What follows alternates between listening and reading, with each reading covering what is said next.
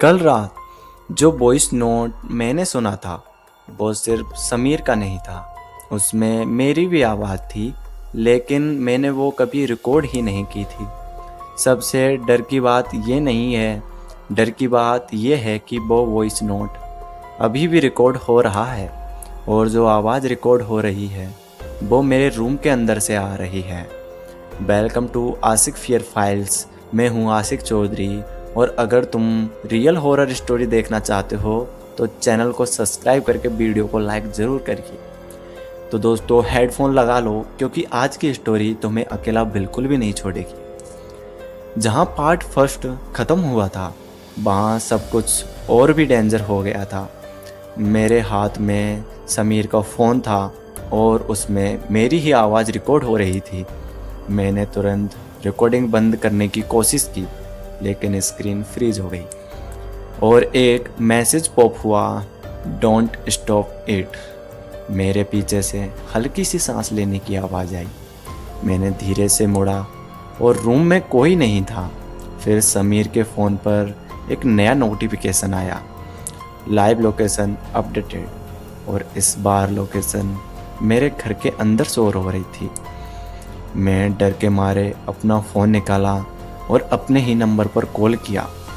Phone की ring मेरे bed के नीचे से आ रही थी। मैंने झुक के देखा, वहाँ एक पुराना कीपैड फ़ोन पड़ा हुआ था जो मेरा था ही नहीं। जैसे ही मैंने कीपैड फ़ोन उठाया, उस पर एक नया मैसेज फ्लैश हुआ, प्ले मी। मैंने डर के साथ प्ले दबाया। वॉइस नोट स्टार्ट हुआ।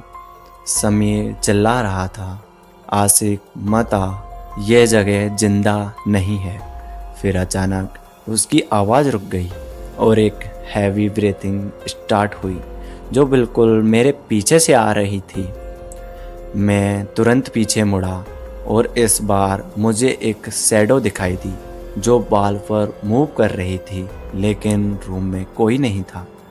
समीर के फ़ोन पर एक और मैसेज आया, कम टू मी, और उसके नीचे वही जंगल वाली लोकेशन।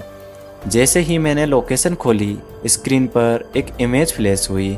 समीर खड़ा था उस अबेंडेंड बिल्डिंग के अंदर, लेकिन उसकी आंखें कंप्लीटली ब्लैक थी। फिर सडनली मेरे दरवाजे पर 3 बार नॉक होता है। मेरे रूम का दरवाज़ा खुद ही बंद हो गया। रूम के कोने से वही आवाज़ आई, तू आ गया।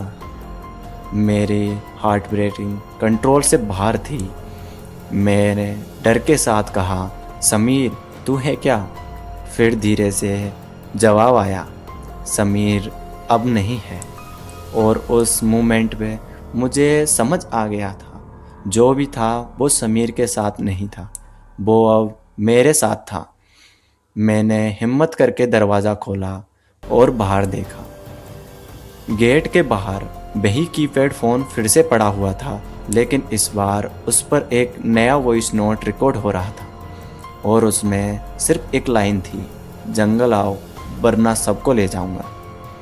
क्या आशिक जंगल जाएगा? समीर के साथ एक्चुअली क्या हुआ था और वो चीज़ क्या थी? ये सब जानने के लिए पार्ट 3 मिस मत करना। एंड दोस्तों, हमारी वीडियो को लाइक करके और चैनल को सब्सक्राइब करें। मिलते हैं पार्ट 3 में, तब तक के लिए टाटा।